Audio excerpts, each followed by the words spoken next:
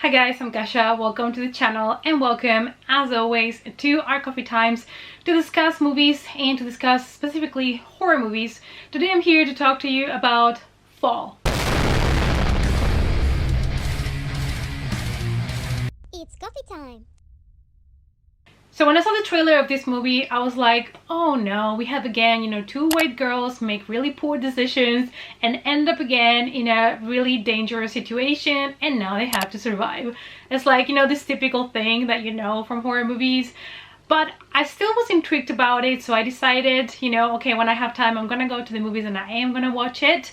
And thankfully, I'm not really scared of heights, but I feel like if you suffer from vertigo, this might not be the movie for you. Today I'm here to talk to you about the film, everything that I thought about it, as always, spoiler free, so let's start. This is a survival thriller film that is directed and co-written by Scott Mann. As we know from the trailer, it follows two women that climb these 2,000-foot radio tower and they get trapped at the very top. So Fall belongs to this subgenre of horror of people being trapped. Like The Shallows, Open Water, or 47 Meters Down. It's kind of like 47 meters down, but up in the air. This is my best way of explaining this movie to you. For best friends Becky and Hunter, life is all about conquering fears and pushing limits. However, after they climb 2,000 feet to the top of a remote abandoned radio tower, they find themselves stranded with no way down. Now their expert climbing skills are put to the ultimate test as they desperately fight to survive the elements, a lack of supplies, and vertigo-inducing heights. When the movie starts, we get to meet our main characters. We have Becky, we have Becky's husband Dan, and we have Hunter, the BFF. And they're climbing this mountain and you can see that they're experienced climbers, they're having a great time, but there is an accident and Dan, RIP to the man, he dies, and that happens in the first 5 minutes of the film, so it's not a spoiler. And then basically Becky, the widow now, is going through a lot, so you're gonna see her struggle for I think 1 or 2 years, and she's gonna go through some drinking problem, fights with her dad. So the beginning of the film is trying to build up Becky as a character and trying to get the viewer to understand what she's going through so that later on when she's trapped up there you feel for her. So Becky has not really left her house much and she has a drinking problem now, but Hunter, her best friend, has went the complete opposite route. She has started her own YouTube channel. She is she's looking for the thrills. She is desperately putting herself in dangerous situations for the adrenaline kicks, and she decides that it is time to go pick up Becky and just get her out of the apartment and have a great adventure together again. So they choose to climb this 2,000-foot old radio station, and you probably already know when these towers are abandoned, there is no maintenance in them. So you already know that the structure is not stable. And the fact that they only went there with a small backpack is beyond me. But then we wouldn't have a movie now, would we? But the main setup of the characters for the film is under 30 minutes. And after that, we already see the girls, on the climb and getting there. They also don't tell anybody that they're going there. It's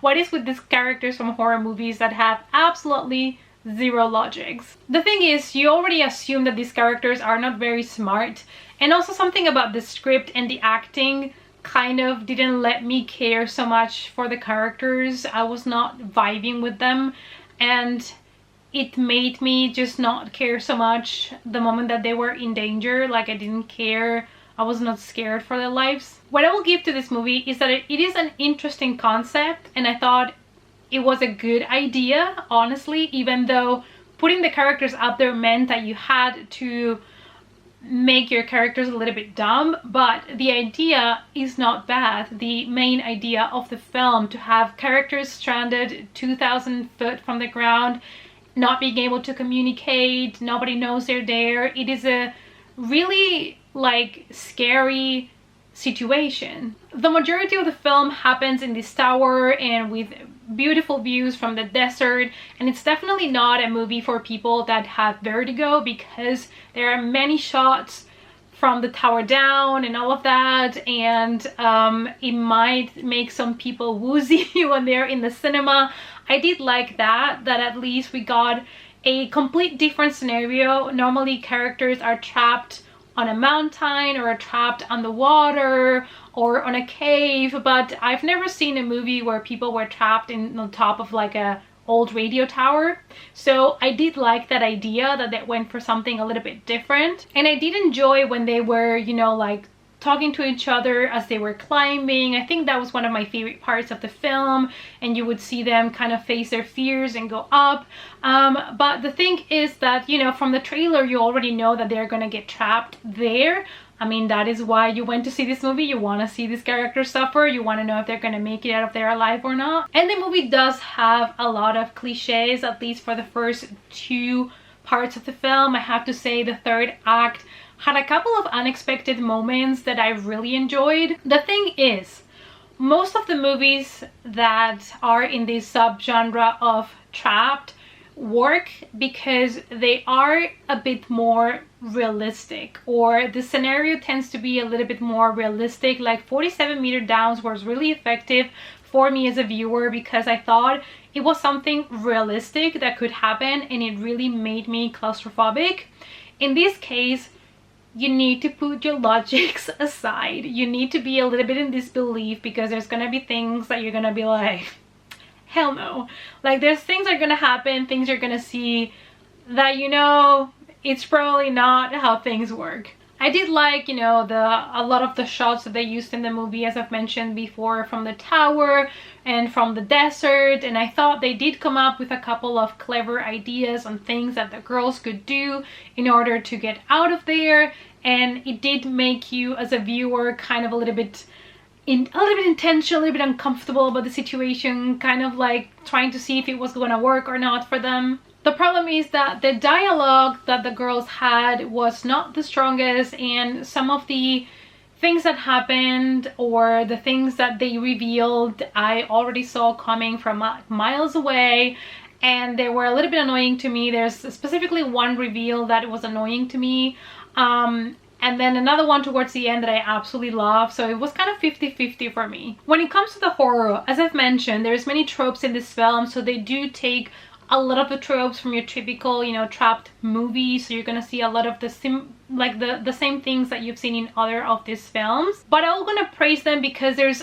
only a certain amount of things that you can do with 2 girls trapped on the top of a tower, and I feel like they gave us a lot of variety. The movie could have been edited down a little bit. It could have been a little bit shorter, and I feel like, you know, it didn't get too repetitive, because like I said, it is hard to film 2 girls on the top of a radio station for a long period of time without making it boring. And I felt like they managed to keep the suspense and keep us kind of trying to ourselves figure out what else they could do. So you were kind of thinking with the characters, what were their options, what else could they try, what could be the next step. It has some jump scares, there is some bloody moments, and there is something that happened toward the end that I cannot talk about, but it has to do with a little bit of body horror, and I was here for it. I've just realized that I haven't even mentioned the fact that Jeffrey Dean Morgan was in this film.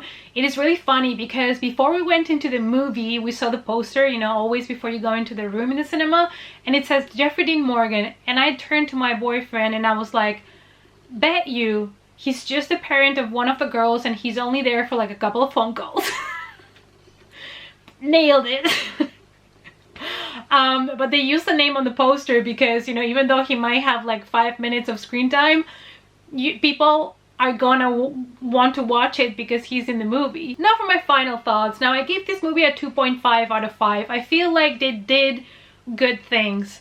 I feel like it is worth your time. It is worth a watch. I feel like it does have some interesting elements to it, even though the characters were a bit annoying to me and the plot twists and stuff, some of them worked, others didn't. But at its core, this is a survival horror thriller, so if you are into that and you don't have a problem with heights, I still feel like it's worth your time. And just for the visuals alone, like I said, if you don't have a problem of vertigo or something like that, the visuals are quite interesting, and I was really excited to see what they were going to do, because these kind of movies where somebody's trapped somewhere don't tend to be in this type of location, so that's what really attracted me to the movie. I feel like it is worth waiting if you want to watch it at home whenever it's available on a streaming service, but I also feel like it's worth it if you want to go to the cinema, specifically because of the visuals.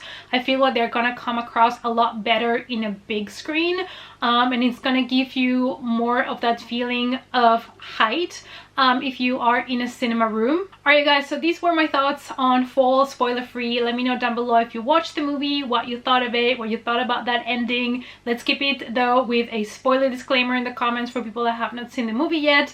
Yeah, so let's talk about it in the comments down below. Thank you guys always so much for watching, and I hope to see you all in our next coffee time. Bye!